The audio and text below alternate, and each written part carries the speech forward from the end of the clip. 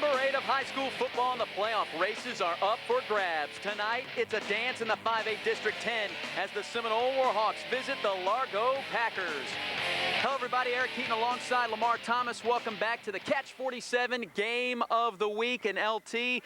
When you look at the 5A District 10, and we will a little later, it is up for grabs between 6 teams. But the story of this game, Seminole and Largo, a lot of these kids grew up together. This is a rivalry unlike you will see. These kids are leaving no secrets. They know what each team is going to do. That's right. Some of these kids have even grown up together, live in the same neighborhood, even hung out at the YMCA together this summer. I mean, this is not only for bragging rights, but this is for district title also.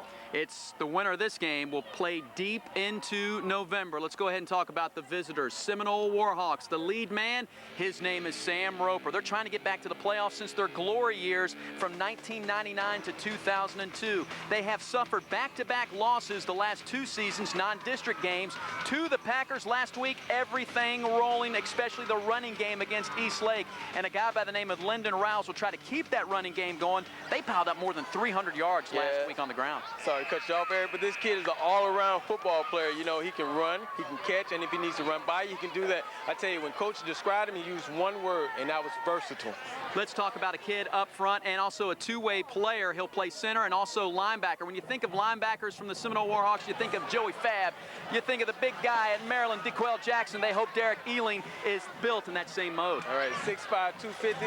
He has great size for a linebacker. But, Eric, this is his first year playing linebacker. Actually, he didn't even play at linebacker during the spring. Now, he has a chance to be a great linebacker, but his education starts tonight with trying to stop the great Dexter McCluster. Coach Rodriguez and the Largo Packers come in tonight with a similar 4-2 record. Both teams 1-1 in the district. One thing to keep your eye on, in the 4 wins for the Packers this year, they have dominated the opposition. 138-13 the total score, including last week's game over the Canes when they shut out Palm Harbor University. But this team hasn't been to the playoffs since 2001, but if they are to get back there, they have one of the best backs in the state of Florida. Just committed to the University of South Florida, Dexter McCluster. Special, special, special, special is the word to describe this kid. He has great field vision. And you know, last week, Palm Harbor, for some reason, decided to punt the ball to him, and guess what, Eric? He took it back 80 yards. Gone. Another great two-way player for the Largo Packers will be the center, Daniel McFarland, but they really need him, LT, coming off the edge at defensive end. Oh, they definitely need it. He's a 2-year starter, has a lot of speed, and you know what? If they are going to be successful tonight, he must make a lot of plays. 5A District 10, it is wide open. 6 teams vying for just 2 playoff spots. It's the game of the week, the Pack and the Warhawks. Kickoff is coming up next. County right in the mid portion between Seminole and Largo. Referee Jim Barwick has the captains, and he's ready for the coin toss. Seminole, since y'all are visitors, we're going to let you call the toss. It's a head, tail, call in the air. If I drop it, we're going to toss it again. Calls tails. It's head, your choice. You'll have your choice the second half. You're going to defer. You have your choice the first half. Ball. Okay. Which way you want to kick? Okay, put your back towards the clock. Go! Come over here. Line up, face them. Boy, LT, Largo won the toss. Barwick doesn't mess around. Flip coin, introduce captains. Ready to go. And get this game on, Catch 47's game of the week. The rest of the officiating crew tonight from Pinellas County. As you see Jim Barwick's team that will keep an eye on this rivalry. A rivalry, you had the big ones, Hillsboro and Jefferson, Manatee, Southeast. This is a district rivalry, but because these kids really know each other, I doubt you're going to see that many big penalties as we were talking about in some of the games that we've featured in the past, like Lake Gibson and Lakeland. There wasn't that many big penalties in that contest. So maybe the teams are finally learning that sportsmanship is the best alternative in order to win football games. And for the Largo Packers and Seminole Warhawks, this is a big one. Each game now with 4 remaining in the season for both of these clubs. It's now or never with 3 district games remaining. I mean, this district race in the 5A-10 is wide open. Talking to both coaches, they said even the last place team right now, Pinellas Park, could end up on top. All they have to do is win out. I mean, it's about as close as they come. I mean, hey, if things go, you know, as planned or not as planned, we could have one of those Kansas City tiebreakers at the end of the year. That's what I told both Coach and Chogan. We'll see on a Monday for the tiebreaker. Your head coaching matchup tonight, both of them longtime coaches in the area. Sam Roper in his 21st season with the Seminole Warhawks, 104 wins. Of course, you have to talk about Seminole. We've featured them a lot in the past on the Game of the Week in those glory years from '99 to 2002.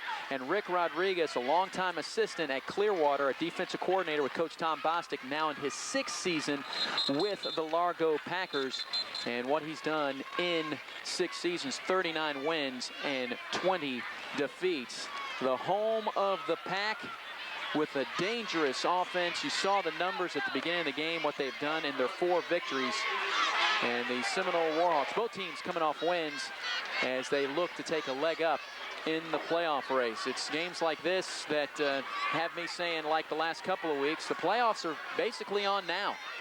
When it gets later on in the year, Eric, I mean, every game counts more. I mean, of course, you know, you can lose one of those games at the beginning, but if you win out, you know, you might go 0-1 in the beginning of your district, but you win the next 3 games, that puts you in a great position. And it looks like each team is having a standoff. Who's going to take the field first? And it will be the Warhawks, who I must say resemble the U. You won't be playing favorites tonight, will you? Look at the colors. The orange and green going off, kicking off there.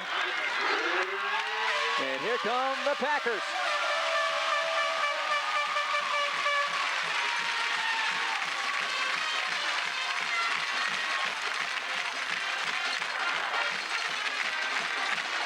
Double Deuce looking for a big game,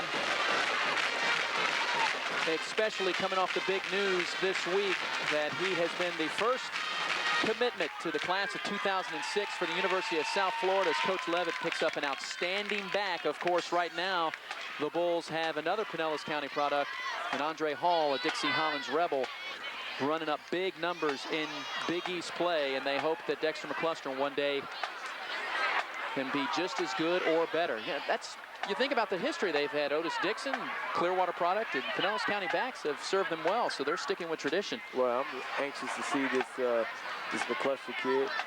Beginning of the season, I watched the show before Brady's high school scoreboard, and they talked about the first game where he basically did everything there was to do, except at the end he went to block a kick and hurt his knee. So I was, ever since then, I've said, hey, I got to keep an eye on this kid. We obviously get to do this game tonight, so I'm excited about it. South Florida Athletics.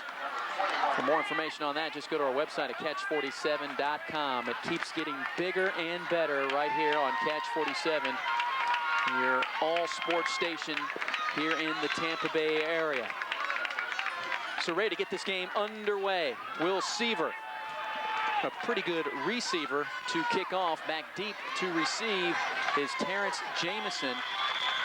And he's standing near the goal line, along with his partner, Kevin Kesey. Right at the goal line, and they will call a touchback. I tell you what, Kevin Kesey did not like the call. He thought that he was just in front of the goal line, but a pretty good job. And again, as I always say, a pretty good weapon when you can have a guy that can reach the end zone. Tyler Bradley is your quarterback. If you know anything about Seminole, they're a wing T offense, but they can be very balanced. Take a look at them. Ryan Cantizaro, Greg Harvey, and Lyndon Rouse, they will get equal carries tonight. O'Hanlon and Clausen, returners from last year in the passing game. Up front, they are big. Schaller, Deary, Ealing, Newman, and Bennett. First carry of the ball game, and it's open field running out there for Cantizaro, and he has a first down and more.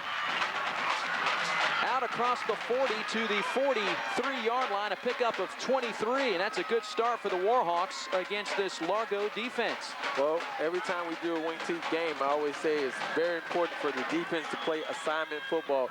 Everybody has an assignment, and you see right there, that was a blown assignment. No one had the up back. Cantizaro, 2 touchdowns last week against East Lake. Remember, we showed you the numbers, more than 300 yards rushing. Here's Lyndon Rouse. Rouse with the hole on the left side, and he has another first down. Huge chunks of yardage to start out for the Warhawks against this Packer defense, and already into Largo territory, a pickup of 17. It's assignment football. Everybody has to have their guy, and you see right there, he runs through arm tackles. You have to hit him square. Now that defense for Largo, they have 4 underclassmen starting and only 3 seniors, so they do have a lack of experience. One of the key seniors being Daniel McFarland, the young man that we previewed in the open. They go up the middle, and this time Cantizaro breaks away and lost the football. The Packers have it.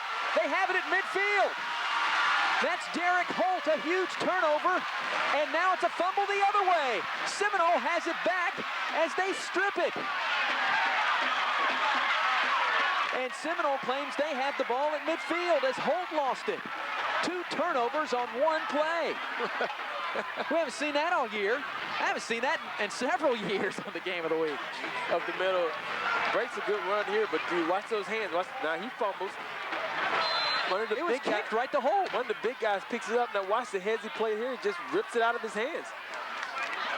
Starts running back the other way. Has to check his face, man. Make sure he's on okay. That's Kevin Kesey. He was still a little upset from that goal line when he wasn't able to return the football. And now Tyler Bradley will call a timeout. So with a couple minutes gone by already, we've had some excitement as we're at midfield and a 1st down and 10 coming up for the Warhawks. The Packer defense, as I said, 4 underclassmen and only 3 seniors. Feldman, Holt, McFarland, and Del Judas up front. Harvey, Noel Lika, and Aaron Hanna are your linebackers. They do have some size, pretty good size. All of them average about 6 foot, 200 pounds. Then it's Bogans, Whiting, Hearns, and Miller. One thing that you don't see there, the cornerbacks and the strong safety, their average height is 5'6", 160. They have some small members in the secondary, something that Seminole may try to attack later in the ball game. But just because they're small doesn't mean they don't have speed. That usually comes along with it. It's very rare that you see a short guy that can't run. Yeah, Colton Miller, the free safety, goes 6'3", 185. The junior Bogans, he's a freshman. They keep it on the ground. They run it this time with Terrence Jamison. And Coach Roper will throw about 3 or 4 different backs at you. He picks up 5 yards. It'll bring up a 2nd down and 5. Wing T football, you don't know where it's going. All you do is you just keep a guy, a man, and that's how the Wing T has been so successful. What it usually preys upon is when you don't do your assignments and someone runs free, and it usually makes for big plays. Hand it off this time to Rawls. He goes down immediately. A loss of a yard on the play. One of the guys in there, Daniel McFarland, disrupting the play in the backfield before the Packers lasso rounds down for a loss. There it is. There's someone on everybody on this play. There's nowhere to go. The only problem with the Wing T football, Wing T offense, Eric, that I must say is when you get behind, it's hard to do different things.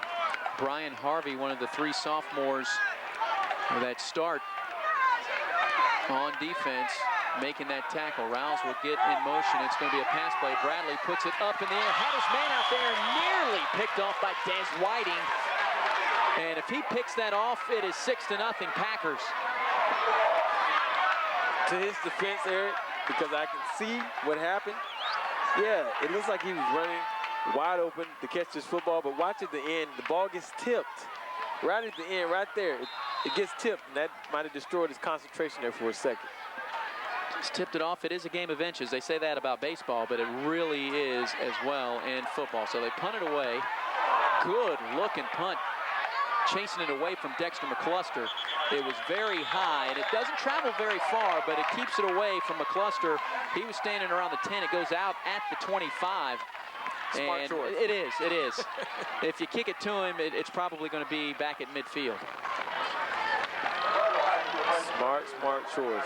The sophomore Leonard Johnson is the quarterback. You can see what he's done. He's a 2-way threat as well, with the passing arm and the legs. But the big threat is number 22, Dexter McCluster. He broke his ankle at the end of last season, but he has come back strong for a senior campaign that has already matched his junior season numbers.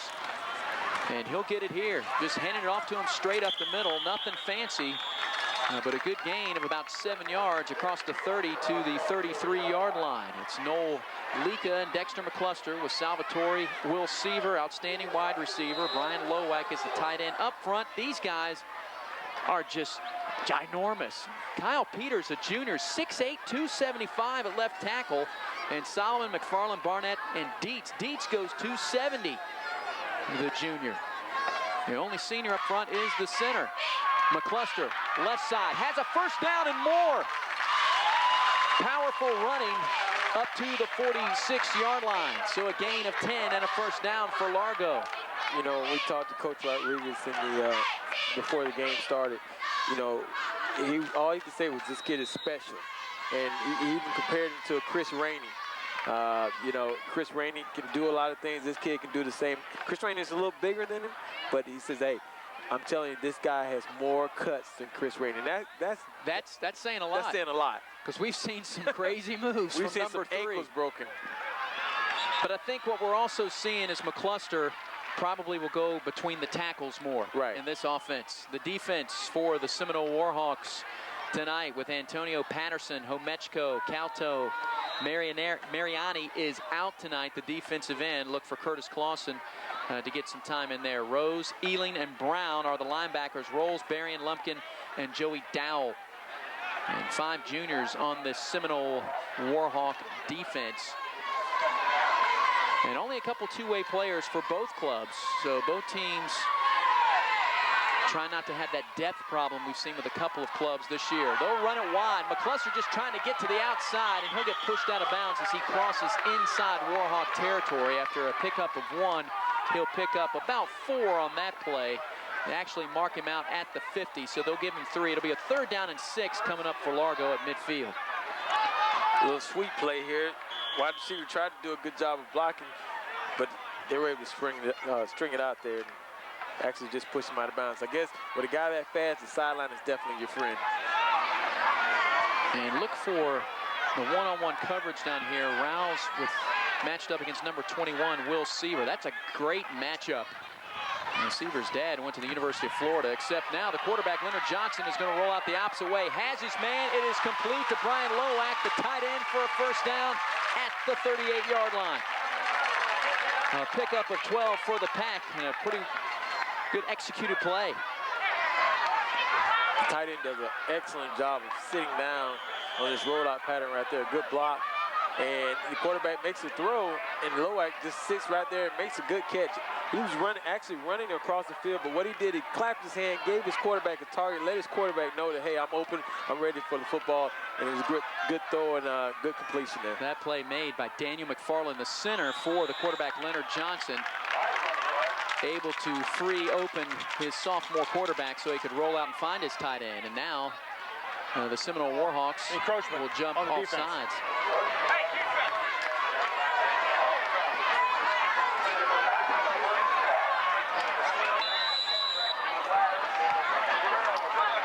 So a free 5 yards for the Largo Packers. And a couple keys. Of course, the big one for the Pack, talking to Coach Rodriguez, said we need to limit our mistakes as they give it to Dexter McCluster. And they've already had one mistake because they had a turnover and they gave it right back. And that means for 7 consecutive games, Largo has turned it over in every game. So they could throw that one out the window. But as long as they limit it to that one mistake, the Packers should be fine tonight. So they'll have a first down at the 22-yard line. Now, one thing I can say, Eric, from watching this kid run the football, he runs hard. You know, compared to Chris Rainey, right now, I say he does run inside the tackle, and he runs hard.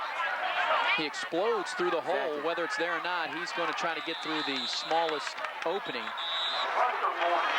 Picks up about 3 yards there as he gets inside the 20 down to the 18-yard line. A lot of times when watching Rainey, he'll be waiting for the blocks to develop before he explodes through it. But here, McCluster's gone. See, he's running full speed right now. He's powerful. And you know what, Eric?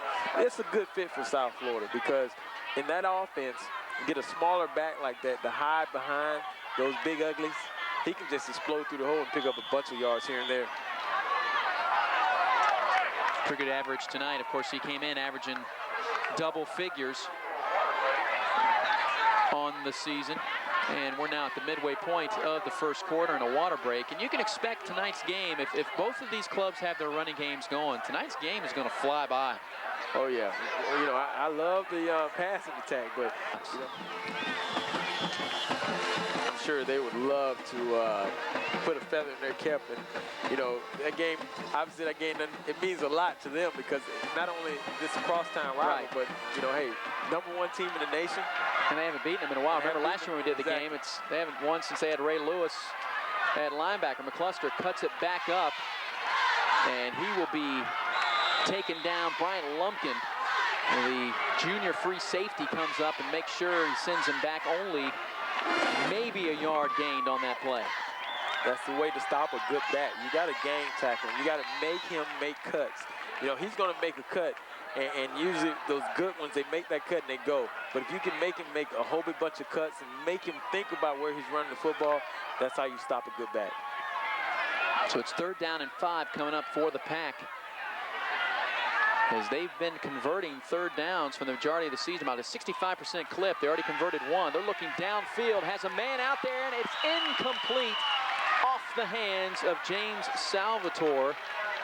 And good defense out there as well by the Seminole Warhawks, and Robbie Phelps did a good job on defense. Well, Phelps does a great job because this is a great design play. What they wanted to do is roll you out to the right and throw back across the field with a square in, but he stayed on his guy. Check that, Clarence Berrien making the defensive play on the Largo Packers. The future ones coming out tonight. And that kick by Lewis Mariquin had no chance. Lewis Mariquin listed as the place kicker beforehand, but Coach Rodriguez sent in Seaver, and that field goal had no shot, LT. That looked like a bad wedge shot. Just didn't, the ball never gets off the ground. I mean, well, it was blocked. There you go. Well, I'm sorry about that. I apologize. Lumpkin gets to it. 2 outstanding plays by Lumpkin on that series. And it gives Seminole the ball at the 20-yard line. Well, Largo got out there quick to kick that one away. They were ready to go. I know. You got to let us get out of our replay. We were watching the replay. We didn't even know the play went on.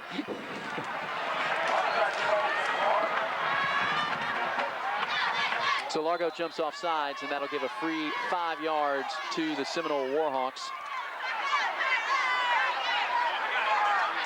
As this game started out with big chunks of yardage by the orange and green, but both teams now have had their chances, and wide open, and catching this pass on the run is Lyndon Rouse, and Rouse cuts back across the field. He's trying to score a 75-yard touchdown, but he'll be dragged down from behind at the 16-yard line. An outstanding looking pass by Tyler Bradley to his senior running back playing receiver. In the wing T offense, you can run some great design routes. I mean, because there's so much action on the play fake. I mean, once they fake the ball here, you'll see right here, he's going to fake it there. Everybody freezes, sneaks him out the backfield, and watch him run. Good cut back there, good block. Cuts back across the field. 59-yard pass play. And they go back to the ground game. And Greg Harvey gets the call, and Greg picks up a yard for the Warbirds. Just a yard. This is a good-looking grab. Yeah, great grab. He accelerates to through the football, and good vision here. He cuts back. Watch the move right there. He cuts back. Just starts to run out of gas a little bit there. See, that goes to growing up with these guys. He knows he's not going to outrun Colton Miller. So he says, look, I'm going to make a move. He falls for this move every time. Rouse trying to get into the end zone. Seminole, touchdown!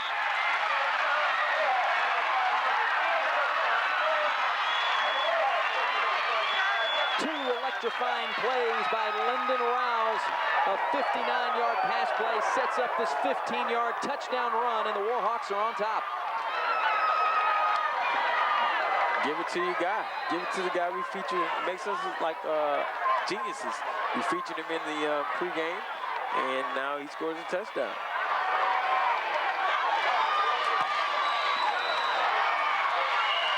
And the extra point attempt. Knocked through the uprights, so the Seminole Warhawks jump on top. Double handoff.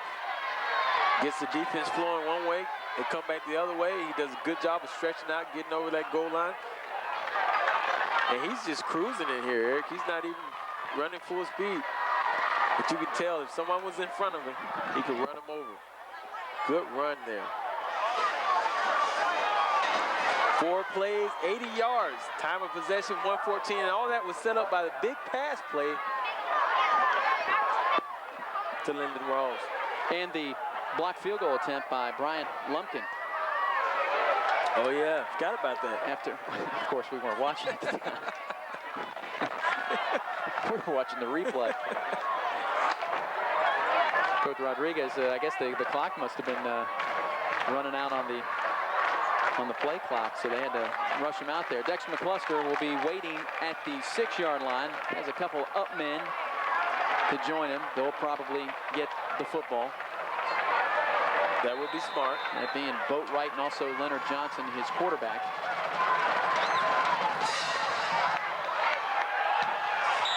And it goes out of bounds, and, well, you want to keep it away from him, but you don't want to kick it out of bounds and give him decent field position. Well, you know what, Eric? If you got a dangerous return man like that, so what? Kick it out of bounds. I mean, give yourself a chance, because if you kick it to him, it could get ugly. So the Pack trailing at 7-0.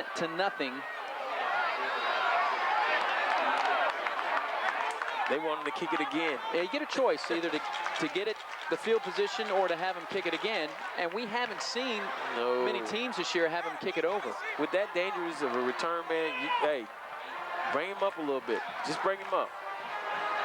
And you know what? I would have it in my return to pitch it to him. If they kick it on the ground, we pitch it to him. They never did that for me in high school. And especially if one of the up men get the ball. We've seen several special teams coaches say, if you get that, pitch it back, because a lot of them have that instinct. You know, we probably all do it. As soon as you get it, you want to run with it. I'm not going to give it to my teammate. I'm going to take it. Show what I can do. I'm going to kick it away. McCluster's going to get a chance as he takes it on the run at the 22-yard line. Gets past the 40. Already a good decision. And he's down at around the 43-yard line. The last time we saw Dexter McCluster on the game of the week, a couple years ago, he was a sophomore, and he had a lifetime worth of plays against Northeast in the closing moments of that game. A couple of interceptions, both of them big plays, more than half the field. One of them went back for a touchdown as basically time expired, and that was a very close game, Northeast and Largo. And at the tail end, it opened up, and the score not indicative of how close that game was, as Largo won in double figures. So from the 43-yard line, they'll sweep it out here to McCluster. He says, I want to go back the other way. Try to get to the far side of the field. Now he wants to cut it back inside. So he ran about 12 yards, picks up 2 to the 45. Try to run a sweep play over here to the right, Eric, but I'm going to tell you, the reason why this play does not work is the guy they had come in motion, the two receivers, they missed their blocks. They both missed their blocks. And he just tries to make something out of nothing and actually does a good job. Should have got a face mask call. Should. They got crunched up in the middle there with a lot of white shirts and a lot of his teammates around him. And they couldn't see it. 2nd down and 8. McCluster to get it again. Gets up to the 49. He'll gain 4, bring up a 3rd down. And call it 3 for the Pack. See, in an offense like this where you know who's going to get the football, I would love to be a wide receiver because everybody's keying on. Here, they had 2 or 3 guys keying on McCluster on that play. That's why that play didn't work. Now they take him out of the game, and you don't know who's going to get the football. And Des Whiting checked in along with Salvatore. And so from that I formation, there's Des Whiting. Well, they're going to spread him out, but a whistle comes out at the 2:05 mark. And Largo's going to call a timeout. Offensive coordinator Dave Angelo is going to have a powwow with his team. So obviously something lining up wrong. It wasn't the type of play that he sent in, and he wanted to make sure that this third down gets converted. But I'm going to tell you something, Eric. On that play, if Seminole, Seminole better be very happy that Largo called the timeout, because they were a little confused. They were looking for McCluster somewhere out there on the field, and they couldn't find him. He's checking in right now. They're going to send him in while Seminole is, you don't think that sideline is knows huddled up over there. They're hiding him. They'll bring out Des Whiting. Take a look at the 5A District 10. These are your three top teams. Remember, we saw St. Pete early on in the season. They've recovered. They've won 3 games in a row, and Largo right in the middle of the pack, no pun intended.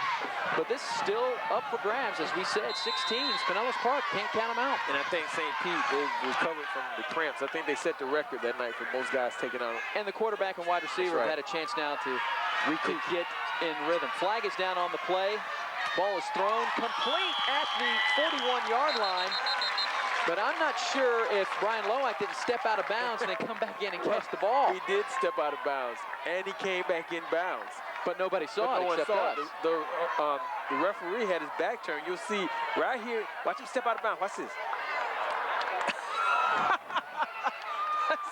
that's a new one on me. But it's going to be against Largo anyway. That's a good little highlight. Of course, DJ Crosby's probably watching this game from Mitchell saying par for the course. They probably were going to complete that, where last week he had one of the better outstanding grabs we've seen, and it was called out of play. Yeah. That was our Pearl Vision moment. That was another one. I think we have something going on here. Well, it's a 5-yard penalty, so that makes it a 3rd down and 8 coming up for the Packers, because that completion would have given them a 1st down. So Seminole has to take the penalty. McCluster in the single setback formation, and he's going to be the lead blocker for his quarterback, Leonard Johnson. And Johnson has the 1st down as he crosses inside Seminole territory down at the 45. Leonard Johnson looking like a true running back there. I mean, they must teach him over here at Largo to explode through the hole, because he started gaining speed as he got past that line of scrimmage. And he's your quarterback.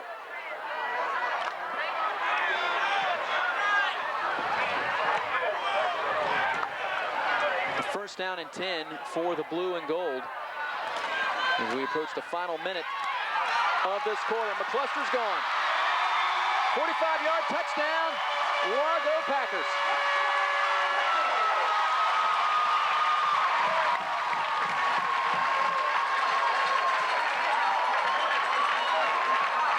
Wow, he's powerful. You could see that he was only 10 yards downfield, and you could tell it was over the score. It was over. You know, I'm sitting up here and I'm kind of blocked out from the 20-yard line on. I didn't even peek around the corner, because I knew once he broke through that the first wave, he was gone. Seaver to try the extra point. They hope they can block a little better to tie this ball game up. It is good. A decent attempt out there on the edge by Clarence Berrien. And here he goes. A little counter play, but right there is bye-bye. I mean, he's cruising right now. He even looked over his shoulder a couple times. Like, oh, okay. It's like wind sprints. Right about here. Watch you look over his shoulder. Okay. What's up? Shut up. And he hits the hole going full speed. Unlike Rainey, who, like we said, he kind of waits around and then explodes. This kid, he hits it going full speed, 100 miles per hour. 100 miles per hour. And, of course, he was the lead blocker on converting that 3rd down on a 3rd and 8 with his quarterback, Leonard Johnson. So Johnson sets him up and just hands it off to him. And the Packers chew up a little more than 2 minutes off the clock. I was on the internet today, and I saw some of Chris Rainey's highlights. And this other kid from North Fort Myers, Devine, both of them are phenomenal backs. You got to rank McCluster right up there with them. Seaver to kick it off. And he'll punch it again into the end zone. So 1:08 remaining in the 1st quarter. This 5A District 10 dance, as I called it, is in a tango mode right now. 7-7 in the 1st quarter. as the Packers have just tied it up on the legs of Dexter McCluster, a 45-yard touchdown run. Tyler Bradley's back out there. He was hooking up with another one of our super seniors that we talked about at the beginning of this contest, Lyndon Rouse. As now McCluster will take a breather and wait to get the football back. Rouse gets it here, and he is bear hugged at the 20-yard line. Can you imagine both of these kids playing in the same backfield in Little League football? They must have won 100, 1,000, and 0. They probably didn't lose a game. Brian Harvey with that bear hug for the Packers. They played well up front after giving up a couple of those big double-digit gains, but they were burned on that pass play to start Seminole's second drive. Second down and 10. They'll go the opposite way with Greg Harvey. Greg Harvey into the secondary. Greg Harvey out to the 40-yard line. Has a gain of 20 and a first down. No one went with Greg Harvey on that play. Once he comes around, someone has to key Harvey. No one went with him. Actually, he broke a tackle and picked up, what, about 15, 20 more yards. No mark him down at the 41, so a gain of 21 for Greg Harvey. Like, Coach, don't take me out, man. I just had a big run. He's wearing that number 7 jersey like Big Game Hunter. They pounded up the middle for the final play of the first quarter. And an exciting first quarter. Our first double turnover on one play, possibly in Game of the Week history, at least that I can remember. And number 2 and double deuce getting into the end zone. Rouse and McCluster were all tied up at 7 in this big 5A District 10 matchup.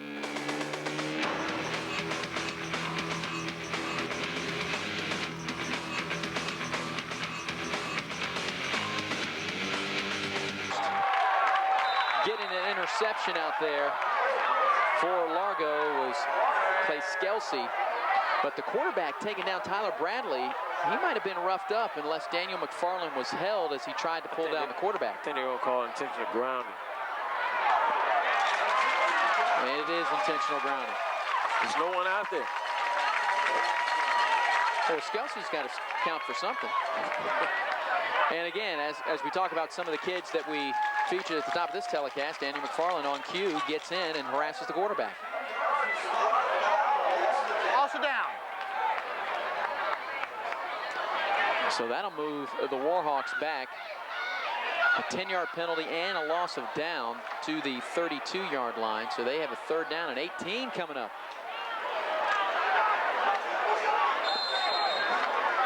Just the start of the second quarter, and it's not starting out very well for the Warhawks. Keeping on the ground with Harvey. Harvey spun around, and he's hit hard as he tried to come off the edge. Noel Lika, the middle linebacker, grabs him. That time, they were prepared. Comes around, here it is. Watch, peekaboo, gotcha. Does a good job of wrapping him up there. Lika. So McCluster standing inside the 40.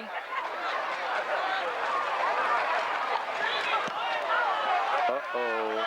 And he's going to get a chance at the 22-yard line, wearing his number. And he is going to be stood up. That's a nice one-on-one tackle out there by Robbie Phelps. He eventually got some help, but he stood up, number 22. Good job there of Seminole's special teams, staying in their lanes. That's how big returns happen. Guys get out of their lanes. One guy misses a tackle, but he stays in his lane. Once he cut back to the left, he cut right back into his arms. Yeah, Grezikowski, the punter, at 6'3", 245. They've always had big punters, as Sam Roper. He even had DeQuell Jackson punt 1 year. A star middle linebacker now at Maryland. And they'll change it up. And they change it up and give it to the up man. Got to change it up. Harvey runs it and gives McCluster a carry off. Yeah, you can't give it to him every play, Eric. Why not? You got to save something in this tank for Fourth quarter. Or for the playoffs, or for USF. You don't want to run him into the ground like they've done to Cadillac. I mean, this guy, his own style doesn't even work anymore. He needs a new battery, change his wheel, rotate his tires, all that good stuff. Leonard Johnson, he'll keep it. Give number 22 a carry off. And he has a first down across the 40 out to the 43-yard line. Good looking pickup of 12 yards for the quarterback. It's a good design play when you have a quarterback as athletic as they do. Cuts up in the hole. And see, one thing they do, once they get past the line of scrimmage, they push forward. They keep going. You see a lot of times guys get past. Look at the block in there. Look at, ooh, I'm sure Coach Levin would love to see that. Got a little tangled up. Yeah, Bobby Calto going at 5'11", 210. Well, he won't taking on the nose guard. He won't see your nose guards 5'11", 210 at that next level. I guarantee you that. Try not to see him now as he weaves his way through, getting into the secondary, still on his feet. There goes Dexter McCluster. Touchdown number 2.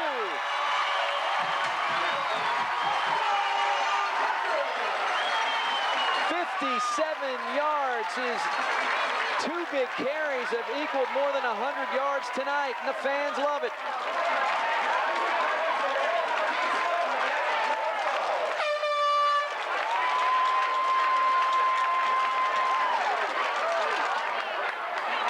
Well, after you commit to USF, you got to come out and show everybody why you're worthy of it, a scholarship. And he's doing it tonight. And another block. They blocked a field goal. And on the last PAT attempt, Clarence Berrien was very close, and this time he takes care of business. It's only 13-7, but this is electrifying. Thought he was going to go down right here, but Rouse couldn't take him down. His longtime friend Just ran over and cousin. Ran over his cousin there. That's not good. That's going to be, hey, it's Thanksgiving dinner. Thanksgiving dinner, man. You know, they start off 1 touchdown apiece, then you do your cousin like this, man. What kind of relative are you? I don't want him to be my relative. But a good run, good cut. And, you know, just like Coach Rodriguez said, you know, we've seen Chris Rainey. He's seen Chris Rainey. But, I mean, he has to rank up there with Chris Rainey. Those numbers are Rainey-like. Of course, Rainey, a junior. Dexter McCluster could be on his way to a very special night here on the Game of the Week with numbers like that, because there's 9 minutes and 38 seconds left in the second quarter. Now, I got to really say that, you know, with McCluster being able to do what he's done on a team that's not as good as Lakeland's team. You know, Lakeland has a big offensive line. Don't get me wrong now. I would love to see this kid in that backfield also. Well, they're trying to reverse the action, but it doesn't work as Terrence Jamison slips when he received the handoff from his teammate, Blake Ambrester. Tried to run a little reverse action here, but footing was kind of bad out there. Yeah, it has to be the footing. We haven't had much rain. No. And the field is a little beat up. But these, you know, this is a high school field, you know, and you know, it's not like they have an attendant out here working on the field every day. And, you know, there are patches, but this is a pretty good high school field here. Now, Seminole's known for one of those long and grinding drives, and if I'm the Warhawks, you're looking to get one of those drives going. As Tyler Bradley completes that out to Greg Harvey, it's good enough for a first down. They've been known over the years, LT, for having those long drives, eat up a lot of yards, and if you're wanting to defend and contain number 22, which they haven't done yet, keep him on the sideline. Yeah, keep him on the sideline. This is one of those well-designed plays here where they sneak him out there. If he could have kept his feet in bounds, I mean, there was a blocker out there for him, might have picked up more yards. Now, over the years, or through this season, The Largo offense has been held to 150 yards rushing only once. That was against Dunedin. And so they've been able to stick to their game plan of running the football. And then Seminole now, a couple good plays to start out on this drive as they have a 2nd and 5 coming up across the 35. They're excited.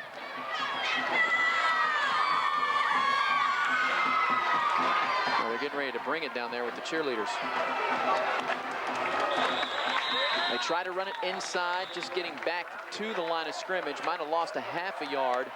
And it'll bring up the 3rd down and 5 as the Packer defense is starting to stay in their gaps and wait for the ball carrier to come to you. And that's exactly what big number 67, Derek Holt, did. And that's what you have to do against a wing T offense. You got to stay in your gaps. Don't chase everything. And, you know, expect now a play action pass, some type of trickery, baby trickery, if I might say. Baby trickery? Yeah. Bradley. Baby trickery works. And the defense helped out Kesey catch that pass as once again it looked like a possible interception out there by Skelsey. But it goes for a 1st down at the 45-yard line. I believe he was the one that got a piece of it. Ball's gonna go right through some hands here. Oh, good catch, good concentration there. There it is, right off his hands. And so Skelsey's probably asking himself, if I don't touch it, does he drop it? No, because I probably made it easier for him. I'm just reaching out, trying to knock it down. Rouse, left side. Gets up to midfield. You know, I say trickery, but in this offense, it's not trickery. I mean, that's how it is. It's a misdirection offense. It just makes you play assignment football. And actually, Largo's done a decent job of keeping their assignments, except for that first drive where they had some big plays. Here it is. That's a baby reverse there. You got to stay. You got to make sure your ends stay contained and everything like that. And McFarland gets another tackle. A lot of movement up front. Canizaro picks up a couple more yards, bring up a 3rd down and short. It looked like the defense was in the backfield before the Seminole offensive line was even moving around. What's up? He saw the cheerleaders on, and he wanted to do his own cheer. Little Gatorade kids down there, giving the Gatorade out. All those kids are probably hoping one day they'll be out on that field. And they probably will. They recycle them through, no matter what sideline. And they eventually move up from water boy to the big-time player. Water boy. Just keep it on the ground, pushing forward. Tyler Bradley following his center, Derek Ealing. Why not? He's 6'5", 250 pounds. And just keep pushing it up the middle, and it's a 1st down for the Warhawks. So this drive, and it started around the 9-minute mark, already approaching the 3 minutes. Well, this, like you said, that's what they do. They put together long drives, and that's the only way you're gonna keep McCluster off the field. Well, you have to. Beef O'Brady's High School scoreboard every Tuesday at 8 o'clock. If your game is not the Catch 47 game of the week, you can bet that we'll have 2 or 3 crews roaming the 7-county area. Of course, big game down in the 4A District 9. Boca Ciega taking on Southeast. Big Pinellas versus Manatee County matchup for Coach Gene Gordon and Coach Meckley of Southeast. And another big one between Bayshore and Northeast. We'll have those highlights. And a really huge game in North Hillsborough County between Gaither and the Wharton Wildcats. Booker taking on Jesuit. And Coach Roper's Warhawks taking on the Largo Packers right here. We'll have that and many other stories. The history lesson, the coach of the week, and interviews with Billy Turner and John Cody from the St. Pete Times. So make sure you join us this Tuesday on the Beef O'Brady's High School scoreboard. Canizaro, big gain. Not his biggest one of the night, but inside the 35-yard line, good enough for another Seminole Warhawk 1st down. That up back, gotta keep your eye on that up back. There was so much little baby trickery going on. They just run straight up the middle. He's a little guy. He gets out. Look at him. Missouri goes about 5'9", 190, taking on Bogans. Bogans 5'6", 155 corner. Two baby little guys. They go with the double handoff. Rouse looking for some room up the middle. And that hole quickly closed up as the Largo Packers. Arostovsky was able to make the stop in the middle. Again, just holding your ground. Stand in your lanes. There it is. Got to stay where you're supposed to be. Now, if they would have gone chasing the wide receiver who first got the ball, you know, they wouldn't have been able to stop him. An injured Warhawk after that 2-yard gain. An injured Warhawk on the turf. Trying to make out a number. Should be able to see it here. It is Jim Newman, a 6 foot, 220-pound senior. A little slow to get up. It doesn't look like it's anything serious. It's Coach Roper, one of the 2 attending Warhawk coaches out there to help him to the sideline. Always like that when the head coaches come out to see what's going on with one of their players. You got to. I mean, it's high school football. All these kids are the head coach. You know, on the same level. You got to show respect for it. Even if the kid's not a starter, hey, you know, it shows the coach cares about all the kids. Canizaro gets inside the 30. He's picking up 2 yards in a cloud of dust. It'll bring up a 3rd down and long for Seminole, as we're at 5:19 and counting on this drive. Trailing it by 6, 13-7. But allowing Dexter McCluster to sit and watch the game on the sidelines and recharge his batteries. Dang. You know, it's like, why score? You don't want to score. Yeah, they score, get the extra point. Oh, man. We'll have the lead. Yeah, we'll have the lead, but you know who's going to get the football. Going to put it in the air. Bradley has a man out there. Contact made, and the flag's going to come out. Contact in the secondary as the quarterback was getting some double duty, Leonard Johnson, but he made contact with the receiver, and that's going to give Seminole a 1st down. That was an easy call to make. That was an easy call to make. They had good position, had great position on him, but you know, when it came down to it, he kind of pass interference on the defense. A little holding right there. Not called. Just a little bit. Just a little bit. But you can't see it. Right before he went to dive for the pass, he kind of cut him off a little bit. Keelan O'Hanlon battling for that football. And so Jim Barwick and his crew will march it off inside the 15 at the 14-yard line. So 14 yards away from getting a touchdown and extra point. And Seminole retaking the lead. They jumped on top 7-0, then saw Dexter McCluster run back-to-back touchdowns here on the Catch 47 game of the week. They missed extra point to take the lead at 13-7.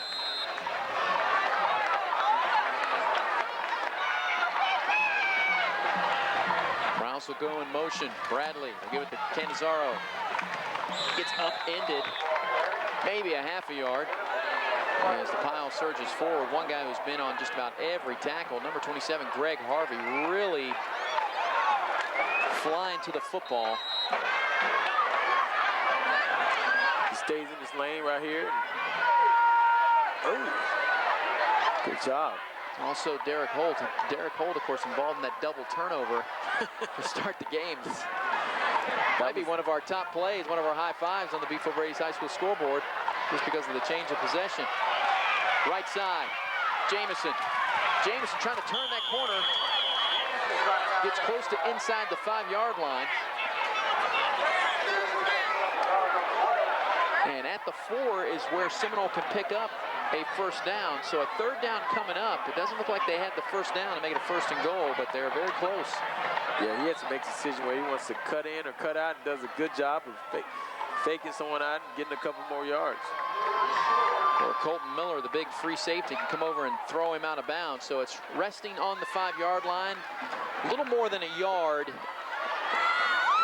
Jeremy Bogans had an opportunity to stop him, but he got a move put on him there.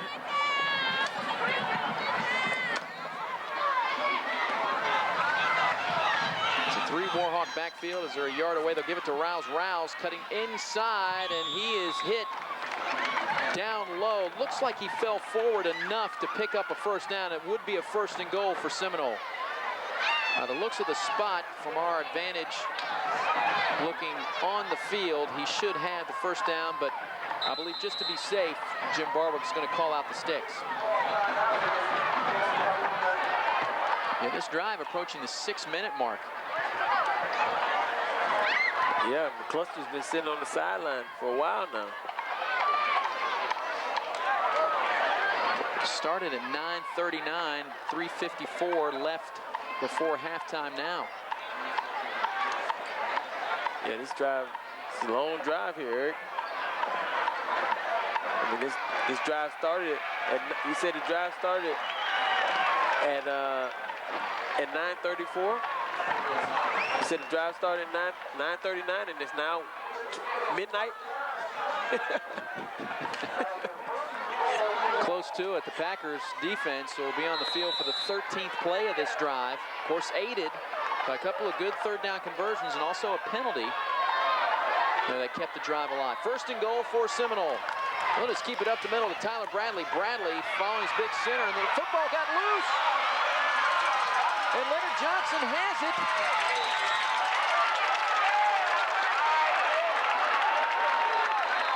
Now, the Seminole Warhawk assistant coaches went berserk after the play, jumping in jubilation as if they still had the football. Who has the football? I'm not sure what the call's going to be, or if they were jumping saying he was down, their quarterback, Tyler Bradley. And the officials are going to have a powwow here. Powwow. It's Coach Fabrizio and Coach Roper discussing what's going on. I can't see him being too excited about losing the football on the goal line. Let's watch it here, LT. Well, there it is. That's a fumble. Pops out. Now, did he pick it up in the end zone? Or? It's a 1st down for the Largo Packers. And now at the end, Seminole might have got the football back because one of the Warhawks had, the football came out. That was another fumble. And the official changed his mind. Looked like he was reaching for the beanbag. And he didn't have one. And then he ruled it down. He didn't have one. That's why he's calling the timeout. He didn't have, he was reaching for the beanbag, didn't have one, and just said, hey, you know what? I'll just go along with the rest of the guys. Now watch, he'd already thrown his beanbag, Eric. So now watch, he's reaching for his beanbag. Uh-oh, I don't have one. What I do? He reached inside twice, looking around his belt loop, so he was ready to throw something. He forgot that the game was on TV. And we're going to replay it. Did we have another moment? Is this nearsighted or another Pearl Vision moment? I never got the nearsighted or farsighted. So. Hey, they're doing an outstanding job. But Coach Roper just wants an explanation. Now, these officials out here are taking a lot of time away from their families to come out here and make sure they get the calls right. And they're human, but on this play here, you know. And this is an unusual play. Yeah, and it's unusual in 2 fumbles. Here it is. Good play by Rouse. Here it is. The ball comes out. He's not down. He's reaching for the beanbag and just said, you know what? I don't have a beanbag. I'll just call it. But was his knee on? Was one of his knees touching the turf when the ball was knocked down? He wasn't down. He wanted to call a fumble. And a second turnover on the night for Seminole. The results as they were going in for possibly a game-leading touchdown with the extra point. McCluster, who's been on the sidelines watching for 6 minutes, he's a little stiff. Gets the call, and he only picks up a couple of yards. That'll definitely hurt the average. Just think if he was loose. And look, coach is upset, and you know he deserves to be upset because I mean he doesn't deserve it, but that was a bad call. That was a bad call. I mean it was a close call, but it was a bad call. But at the end of the game, he'll probably go back and say we shouldn't have lost it in the first place. Yeah. We should at least had a 2nd down and goal near the goal line, trying to get in. That would have been twice. 2 fumbles in one play. Twice on one night. McCluster bounces off a Warhawk and gets close to the sticks to another 1st down for the Packers. He's going to be shy. It'll bring up a 3rd down and a yard for Largo. Man, when he hits that hole, Eric, he is going full speed. He is straight power. And he's so fast that, you know, right there when because he's so fast, he brings power with it. I think because of his speed and his power running ability, he plays larger than his 160-pound frame. He'll get up about 180 at USF. Reaching for the first down, he has it, crossing the 20 up to the 22-yard line. I think they'll probably put about 15 pounds on it, and he'll look like about Andre Hall size. Because Andre Hall was very close, maybe a little bit bigger than Dexter McCluster in his years with the Dixie Hollins Rebels. But see, you look at his body's not fully developed yet. He's just a young man. His guns will get bigger, his legs will get bigger. Maybe he might grow some more dreads like Ricky Williams. You know, you never know. I mean, it's probably not the last time you'll see him on Catch 47 with our station, now the official cable partner of the University of South Florida Athletics. So now less than 2 minutes remaining in the first half, as you see the numbers that McCluster has put up tonight. Second down and long coming up. They'll call a timeout with 1:39 remaining in the first half, and the Pack on top, 13-7. This 5A-10 district showdown. Largo right now tied with 4 other teams with a 1-1 record. St. Pete on top with a record of 2-0 after tonight for the Largo Packers. They will be at St. Pete, who has the district lead right now, then at Pinellas Park. So they'll play the first place team and the last place team right now. We got to score right now. Make it happen. Block your asses off. Let's go. Come on, go. Come on, bro.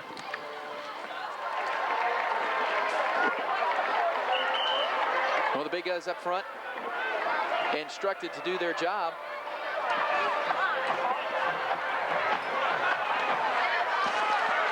That's right. When you're offensive lineman, your instructions are knock the block off of the guy in front of you. Second down and long. From the shotgun is Johnson, and flags come out.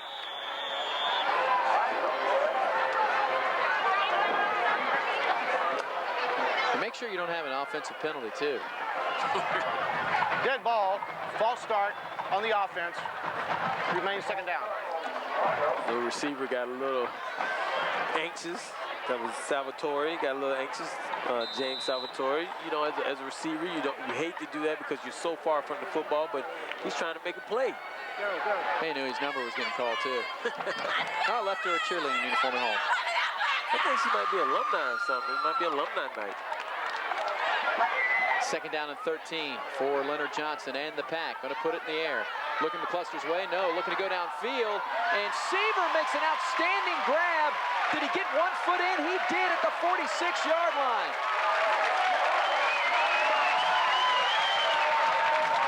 Caught it in traffic, LT, and took the hit from the Warhawks secondary. They ran a pick route here. A little 2 guys going in and 1 guy going on the wheel route, and that was Seaver. And it was close to see whether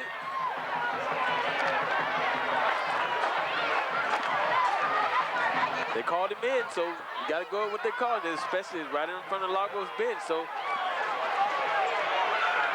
I mentioned it earlier, Will Seaver's dad played at Florida, pretty good football player. Looking again to throw it. Johnson ran into his own man. Now he's got to run from the Warhawk defense. Seaver has another reception, catches it at midfield, steps out of bounds, stops the clock with 1:20 remaining in the first half. Only gained about 4 yards. Leonard Johnson did a good job there of buying himself more time. He saw that everyone else was covered. He rolls out, and that's what you can do when you're an athletic quarterback. Get out of the pocket. You're not just stuck in the pocket. You can roll out, deliver the ball.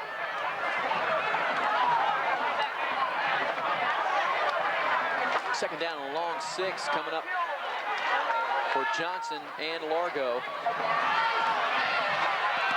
Well, throw it out here looking McCluster's way, and that time he was covered by Cantanzaro. Bring up a 3rd down after the incompletion. That was the same route they just completed to earlier to Will Seaver, but this time they decided to throw it to McCluster. They took 5 seconds off the clock, so it's a 3rd down coming up. Looking for the Wild 98.7 fan of the game, and Largo has really packed the stands. Again, no pun intended. Wild 98.7. An outstanding job all season long. The kids really show their school spirit, and they want that prize pack. Johnson wants a 3rd down conversion, steps up in the pocket, has a man out there, and it's incomplete. Put a little too much on it, trying to hit James Salvatore. He was wide open as he came back to the football. Would have had a 1st down. Yeah, Leonard he forced that one a little bit, just rushed it a little bit. You see him look to the left, Knight steps up, just forced it. He was wide open. It was just one of those things where, you know, as a quarterback, the time it kind of goes off, and that was an easy pitch and catch. So it's a 4th down coming up. 4th down, they're going for it. 1:09 to go. And now a timeout is called. Maybe they didn't realize it was 4th down. I don't think they realized it was 4th down. I'm not sure if they did or not. Coach looked over and said, they don't make this, I mean, and they throw an incompletion. That's still a lot of time for the Warhawks to go down the field. He probably tapped one of his other coaches and said, is it 4th down? So I got a question for you. Who are you rooting for this Sunday? Oh, man. You know, I don't know. I don't know. Last week on the Bucks Extra Point, we had O.J. McDuffie call in, and, you know, Shelton Cores, they talked. You know, Shelton was also with the Dolphins. He started off with the Dolphins. And I don't know, Eric. I mean, this is going to be a big game for the Buccaneers. And on Monday, we'll talk about it on the Bucks Extra Point. There it is. Myself, Mark Robinson, and Poppy Q. Shelton Cores on the Bucks Extra Point. I know the caravan of Catch 47 personnel to go out there and cover that is leaving it from the station at 9:30, and they're going out there to get the Q-style segment. That's always an enjoyable segment. I think the players like that. They like to see and hear the remarks from you guys. Well, Largo's punting now. Seaver boots it away. And it is caught at the 10-yard line. Bryant Lumpkin takes his lumps as he gets back to the 15-yard line. Still a minute left before the halftime show with the Band of Gold and the Seminole Warhawk band. Looking for them. They are the Seminole Warhawk band will not be performing at halftime as we take another look at this punt. Pretty good camera work. There's one guy missed. Get down. The Seminole Warhawk band practicing for a huge competition coming up, so they've taken the night off. Lyndon Rouse to the left side. Rouse trying to get that 1st down and more. Rouse up to the 40-yard line. Breaks another tackle. He's at midfield. Lyndon Rouse says, whatever my cousin can do, I can do better. Inside the 30. Wow. Good run. 41 seconds on the clock. You know, you would think that they would be deep and preparing for the pass, but hey, Seminole says, hey, we'll just run it. A 56-yard run by Rouse and a pretty good stiff arm there. Good stiff arm. Bradley says, let's hurry up and get lined up. Let's do this. Greg Harvey. Harvey slips and falls. And so did the defender and Colton Miller. They both fell down. Free safety and running back. With the clock continuing to roll right now at 24 seconds. Both of them. Whoop. He does a split. And Seminole had a huddle. I don't think they really have time to huddle here. They're letting precious time tick away. It's going to be 10 seconds before they finally get this play off. Rouse will get it left side. Get out of bounds. And he can't get out of bounds. And that'll stop the clock with 6 seconds remaining. So it's hard to understand why they're going to try a field goal attempt. I'm not questioning the kicking ability, but the blocking up front has been an issue for the Warhawks tonight. They've had good snaps. They've had probably decent kicks. It's just they've allowed, or actually Largo's been the one doing the blocking, but both teams tonight.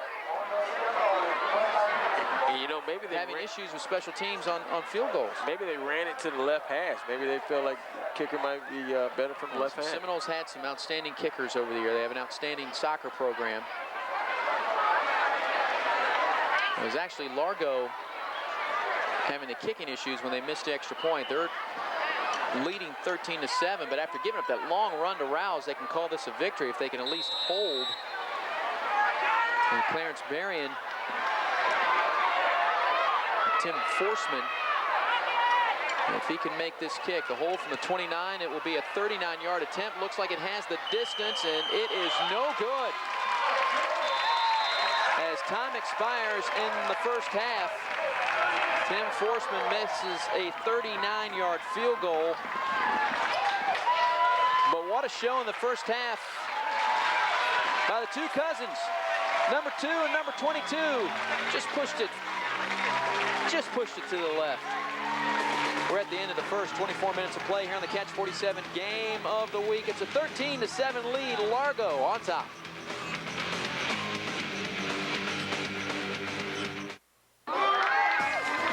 Life is full of victories.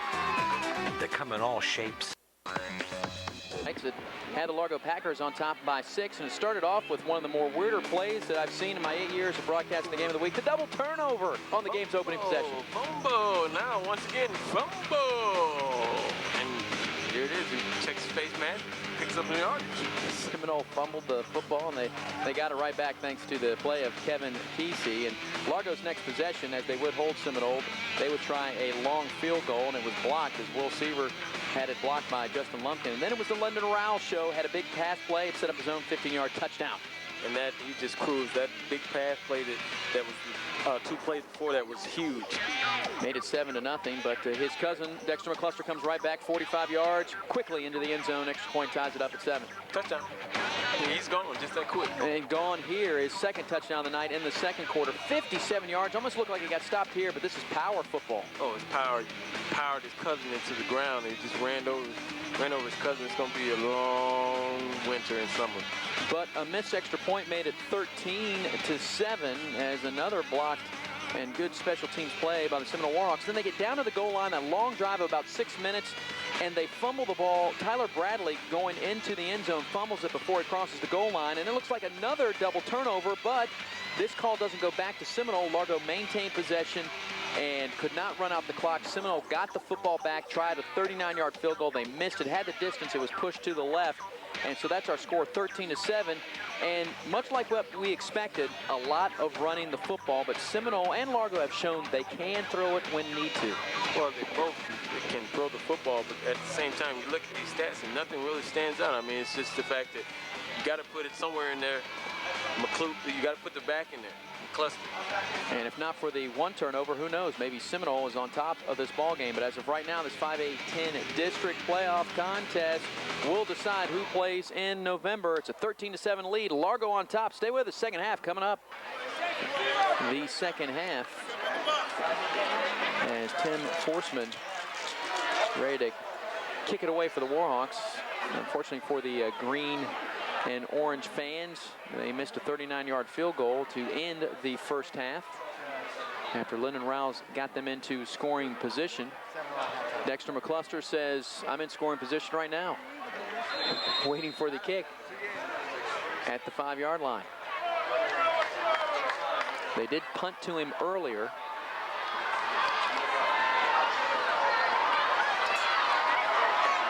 As winner of this game will have a good look in the 5A District 10. Well, Bogans is just going to keep it. Bogans gets close to the 30-yard line. Looked like he gave a glance back there to Dexter McCluster. Should I give it to you? Now I'm going to keep it myself. Yeah. This is my moment. I'm just a freshman. It's my moment. Hey, he probably was taught and told by the coaches to pitch it to him, but he was going to say, I know what he's going to say when he gets to the sideline area. He was too far. He was too far. Yeah. I might have slipped if I would have ran back there. I didn't want to take a chance on fumbling, coach. I'm just a freshman.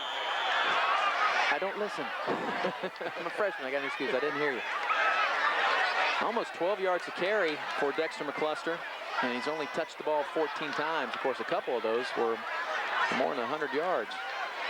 His 15th carry of the night. Gets him across the 30 up to the 34. Gain of 4 yards. It'll bring up a 2nd down and 6 for the Pack. And I'm pretty sure their defense enjoyed the rest through halftime because they were out on the field for a long time at the tail end of that 2nd quarter before they produced that turnover. They were on the field a long time. And actually, McCluster, when he came on the field, he looked a little still. Jacob Cole is the near side receiver.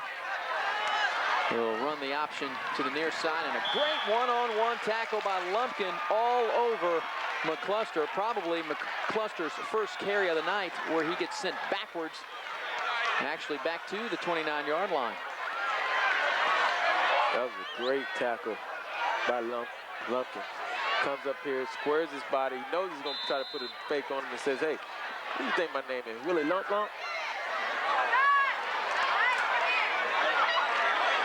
Bryant Lumpkin, just a junior.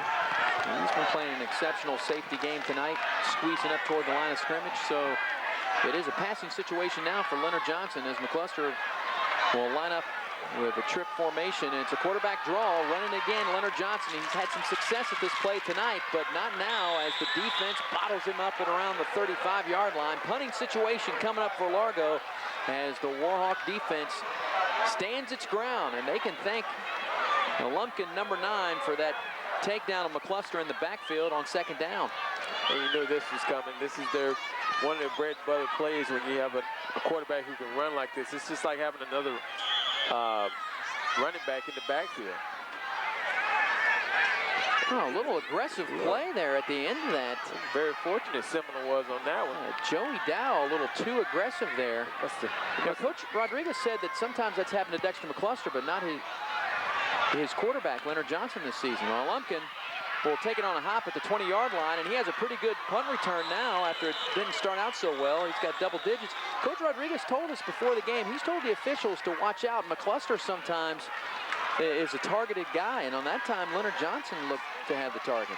Well, of course, you're going to definitely be targeted when you're the best player on a ball club, and it's happened to the best of them. And hey, if you can take out not officially hurt someone, but if you can take out the top player on the team, it's an added weapon. Daniel McFarland almost took out Lumpkin as he knocked his helmet off on that tackle. That was a slobber knocker. McFarland's had a pretty good game. Previewed somebody before the contest, and he's really going wild tonight. Canizaro into the backfield. And he had a pretty good start to tonight's game, and now he's starting to heat up. That's a double-digit run out past the 45-yard line. Been playing both ways, making tackles, going up against McCluster, and now he's running the football. It's amazing these kids can go, play on offense and play on defense and still have enough energy. Canizaro, good game last week against East Lake, but Seminole has always had that good threesome of backs that can run this offense, the wing team, and that's what you need. Canizaro that time trying to keep the legs moving. He picked up a yard. They've had Fabrizio, they've had Daniel Williams, who's over there on the sidelines now. Daniel Williams, nicknamed him Game Time, him and his father, Leonard Williams, now a father and son assistant over for Seminole. I'll tell you what, watching Daniel, there's his father, Leonard Williams. He used to coach the girls' basketball program at Largo. And across the 50-yard line on that carry by number 40. Leonard's also a big Oakland Raider fan. That's what you guys got in common? Boy, the Raider Nation. The Raider Nation's been losing a few fans over the past few years. Dropping off the bandwagon.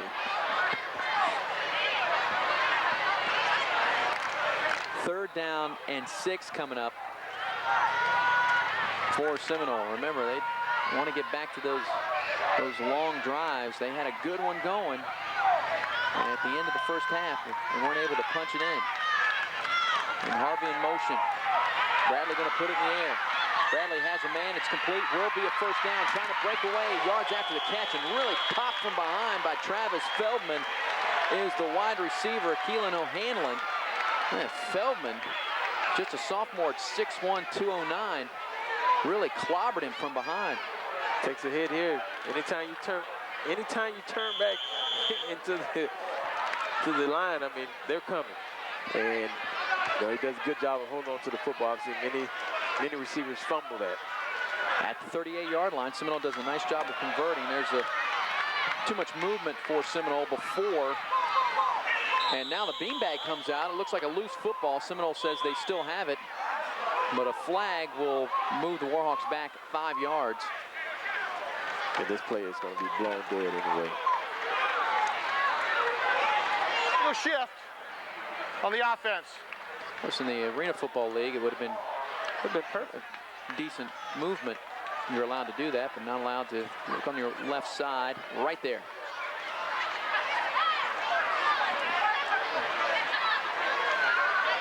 Like the old yo-yo movement on an Arena Football League play. Well, it's all about the pack tonight, all about the pack and the Warhawks. Sometimes I have to remind those folks they're not eligible for the Wild 98.7 fan of the game. They're trying to find the high school kids. Heck, you've had to remind me a couple of times this year. Actually, I can remember being out in Lakeland and a couple of parents asking me, are we eligible for the fan of the game? I guess if one of them really just went crazy, I guess they'd have no choice. I guess I could be eligible if I had to come in orange and green. Canonzaro getting a lot of those yards back. He crosses the original line of scrimmage at the 38 inside the 35 down. Looks like they'll mark him at the 33-yard line. Eric, I want you to watch the motion from Greg Harvey here. You can't really see it. He does like a frog hop motion. he was supposed, I don't know if he was supposed to go in motion or he wasn't supposed to go in motion, but he stopped, started again, stopped, but he wasn't going towards the line of scrimmage. 2 yards shy now is Canonzaro from a 100-yard gain. 12 carries, 98 yards. Oh, wide open receiver all by himself is Greg Harvey, and Harvey will get into the end zone.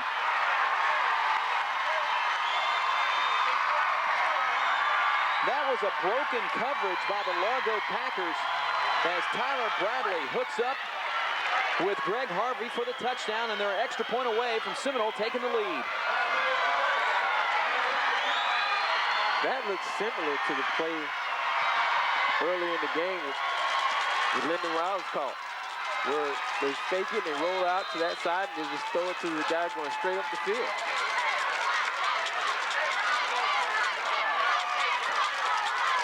Forsman for the extra point.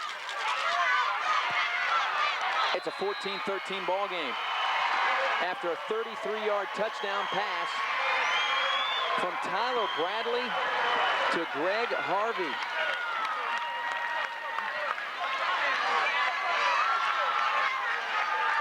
Another look. Right here, they bring a guy in motion. Ooh, that's it. Right here, they bring a guy in motion, take it to him, and just slip him out, not in the flat, but straight up the field.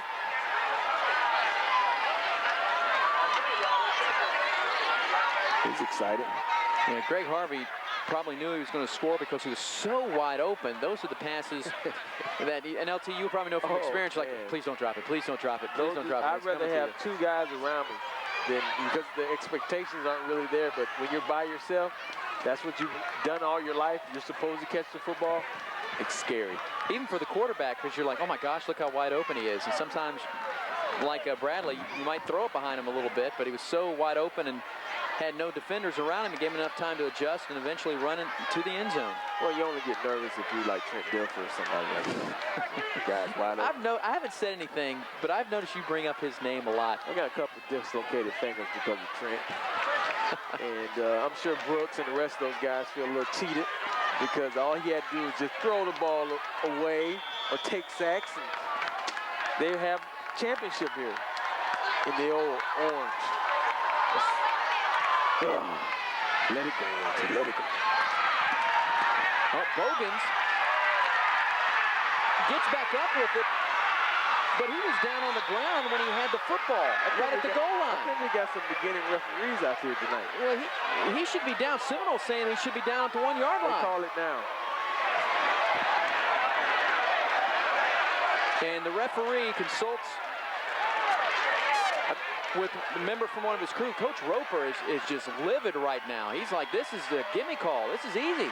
Yeah, that was an easy call. Oh, never went in the end zone. He was down. His knee was down with contact to the ball. It's first down.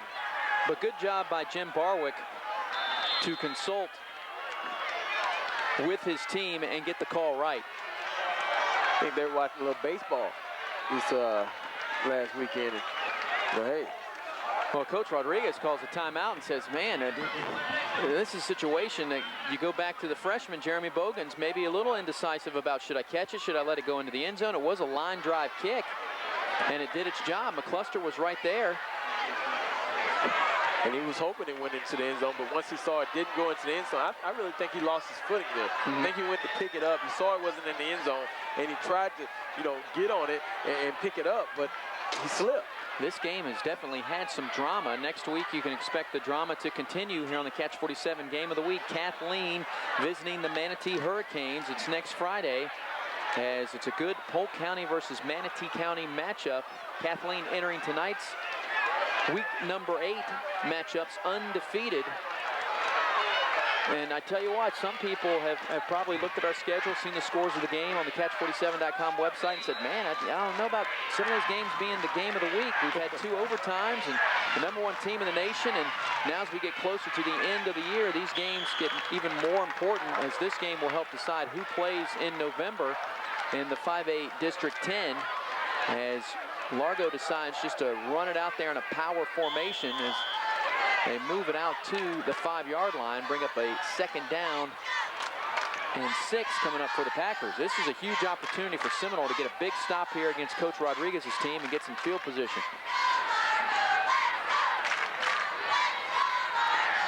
And also an opportunity for Dexter McCluster to get one of those huge runs. He'll get it here from the 5-yard line. McCluster gets close to the sticks. He lost the football, and the officials once again. Boy, I tell you what, the officials have had a lot to keep their eye on tonight, because this is probably one of those games where, like you say, LT, the kids are going for the football. They're trying to strip it out of there. Well, in the game where both teams are running the football successfully, I mean, you're going to be prone to fumbles. I mean, they know each other. They played against each other forever, and I'm sure they know how each other carries the football. Probably like, I remember him back in the YMCA days. He always carried the ball with his left hand, but when he put it to the right, he fumbled. 3rd down and short. Looked like some movement on the left side by the Largo Packers, and a throw.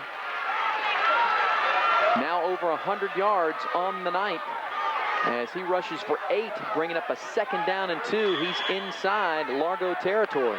Now, hey, keep going to number 40. The difference between these teams, I think, is the fact that Seminole can pass the ball a little better, because both of them run the football extremely well. But Seminole just found a way to pick up some big 3rd down conversions. And Nazaro has a 1st down. In fact, the Packers, the only way they can get him down is just throwing forward. He's inside the 40 down to the 38. Man, he has done an outstanding job from the opening series. And between him and Rouse, they should have 2 backs that have more than 100 yards. Yep. And running this wing T offense. And Tyler Bradley has done a good job managing the Warhawks offense as well. Canizaro leaps over the pack and gets down to the 30-yard line. But right now he is pointing toward the sidelines, and I think he's about wore out. He needs Gatorade Coach, break. I got a stitch in my side. It's time for me to take a break. Gatorade break. Look at him. He steps over the, I mean, he's always going for it. Good sign of a good back. Coach, let me out. Yeah, that rolls a couple more frames. He was like, that's it. Look. He got a cramp. Even the Gatorade kids need a little water break. That's 15 carries, 121 yards. And actually, Rouse just 4 yards shy of the 100-yard mark. Wow. And you see Tony Welch talking with one of his backs, the running back coach, who had some interesting stories about the the YMCA days and how both of these teams and the players just grew up together in the neighborhood and know so much about each other.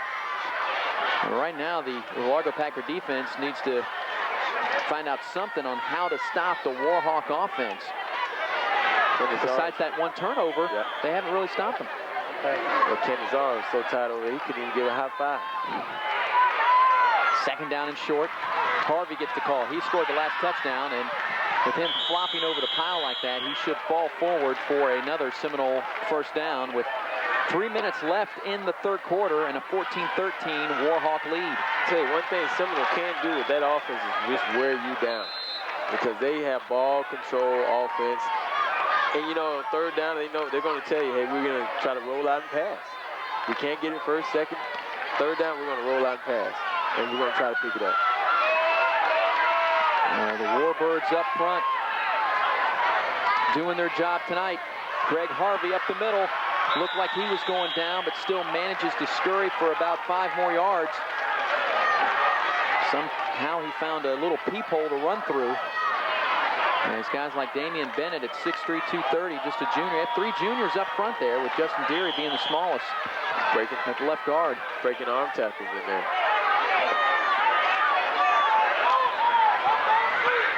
Second down and 3. Harvey gets popped. Noel Lika gave him a big hit, but a gain of maybe a yard for Harvey as he lost a helmet. Pick up a third down and short. Man, Molika, he should be nicknamed. He hit you so hard, he'd make you Lika. Man, watching this, he explodes to the ball carrier. There's definitely some hitting going on tonight. Some popping going on. And the Packers defense, you can tell they're winded. Chest heaving a little bit. They've been on the field a long time, Eric. Even with that halftime break. It's third down and 2 for the Warhawks, just inside the 20. Canizzaro's back out there, and he has a first down at the 10-yard line. Will bring up a 1st and goal. Well, he's ran it enough to give him a nickname. The Candy Man. Because he's so sweet. I was going to name him Zorro. Okay, Sweet feet.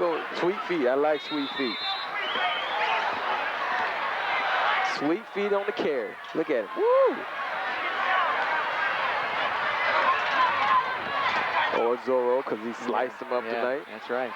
Slicing up the Packer defense. Slicing up the cheese heads over there.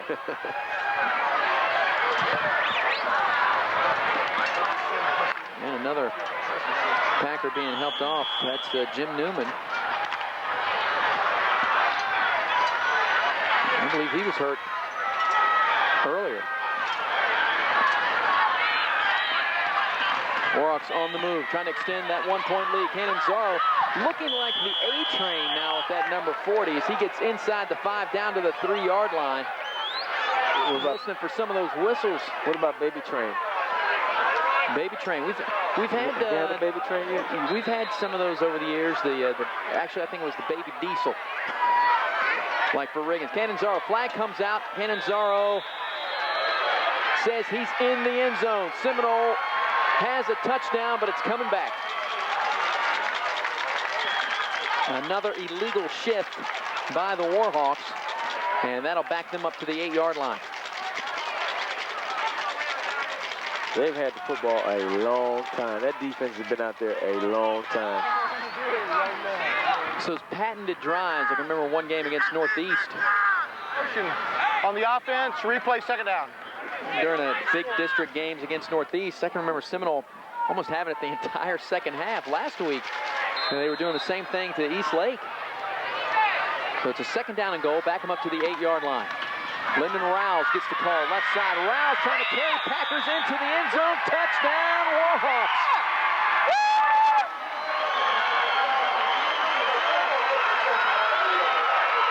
Lyndon Rouse, second touchdown of the night, matching his cousin 2-for-2, Touche. And an extra point away from making it an 8-point lead over the Packers. Well, right now, Seminole has that offense going. I mean, they're not going to try to do anything different. They're going to let you know we're going to run this football, and on third downs we're going to try to pass it. And it's going to be off of play action. force them the extra point. Oh, he kicked it off to the left, and it is no good. But for now, he will. Coach Fabrizio out there to talk to the offense as they are backed up near the goal line, just a yard shy from the goal line with 5:23 left in this ball game. The Largo Packers down by a touchdown, and their defense with an opportunity now. They have to come up strong, get that football back. Still plenty of time left in this ball game. Lots of time. With a guy like McCluster, lots of time. Tyler Bradley just hand it off. Keep it going up the middle as Canonzaro gets the call. And he's had a pretty good ball game running the football.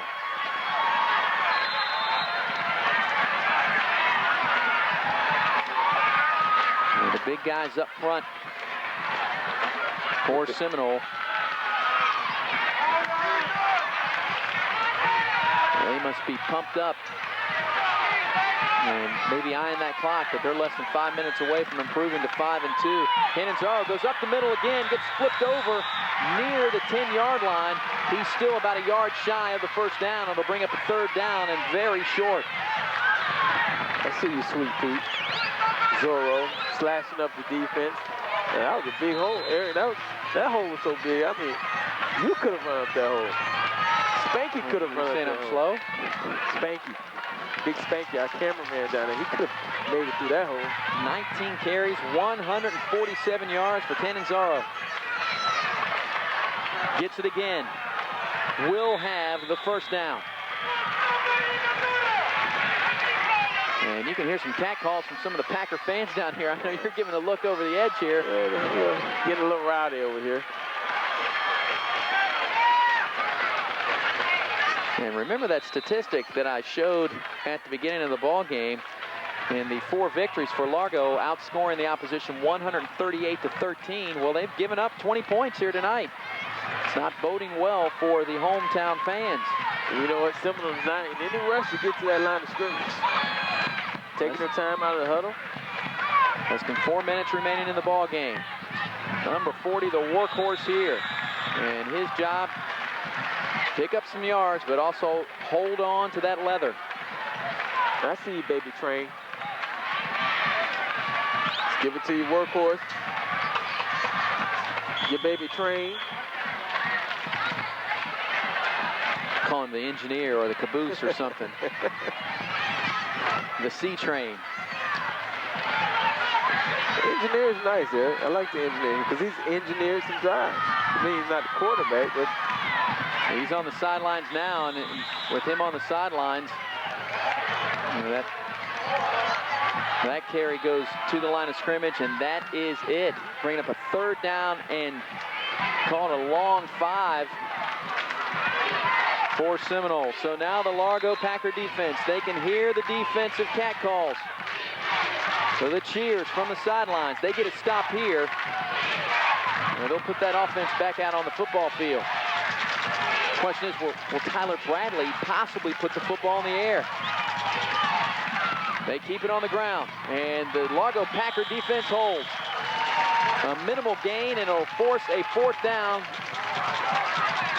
and 5 situation. Barely got back to the line of scrimmage.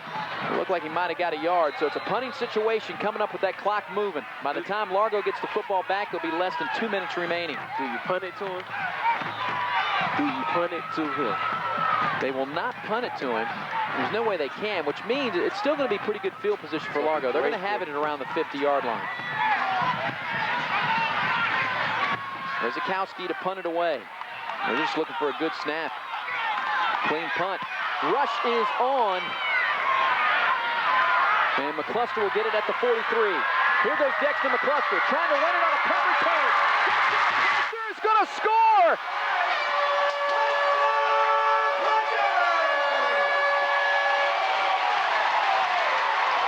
The whole week of how to kick directional.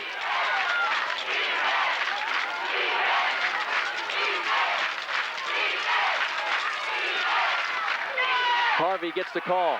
Greg Harvey upended. Guess who made that tackle? It's now crunch time on the Catch 47 game of the week. And so to keep him fresh, The double deuce goes in on defense. That makes a tackle. You said he started off playing defense. And yeah, and last year, well, his sophomore year, he was strictly defense. And last year, he was playing both sides of the football. Of course, you want to keep him fresh on offense. Oh, it's the flea flicker, and it implodes on Seminole, but somehow Bradley finds a way to get rid of it.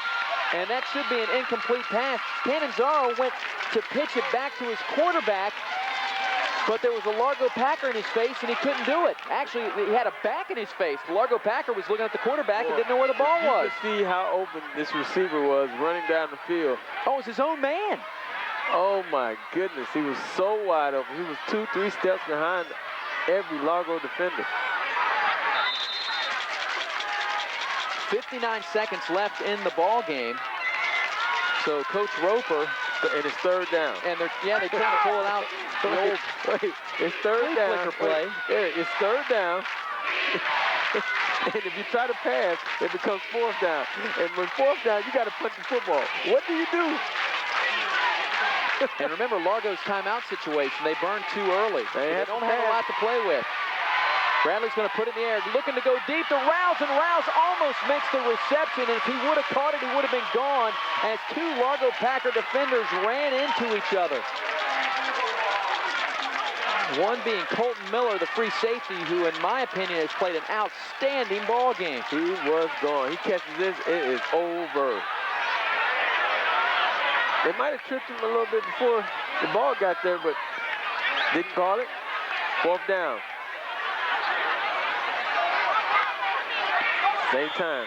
Well, they do have to punt it away. Ooh. And now Justin Lumpkin is going back to punt it away as Rouse made a fantastic grab similar to that pass play earlier. McCluster now moving up. I think he's moving up just in case they were going to fake it, but Lumpkin uses that as a decoy and punts it downfield. So McCluster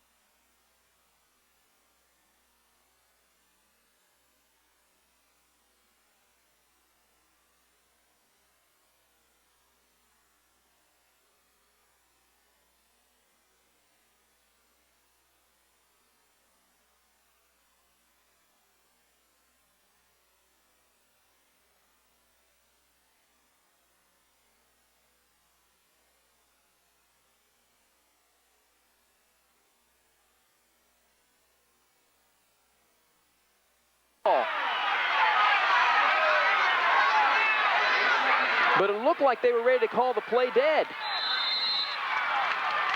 They called it dead. It is a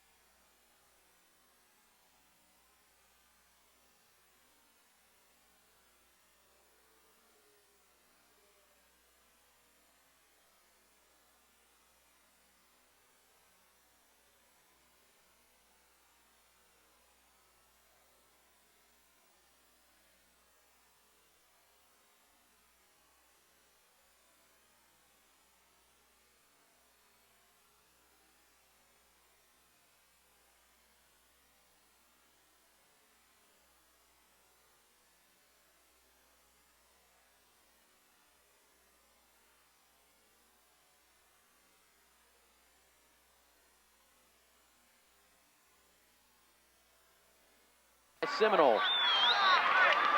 Trying to freeze the kicker here.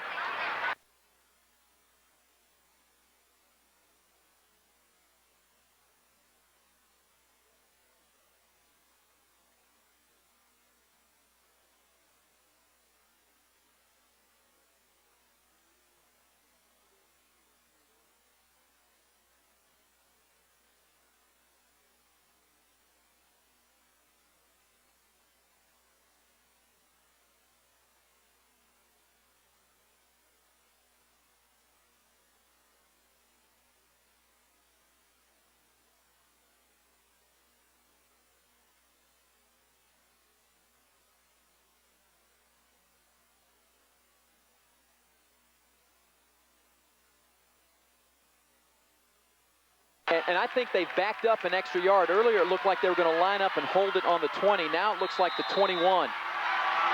Ball game right here. A field goal to win.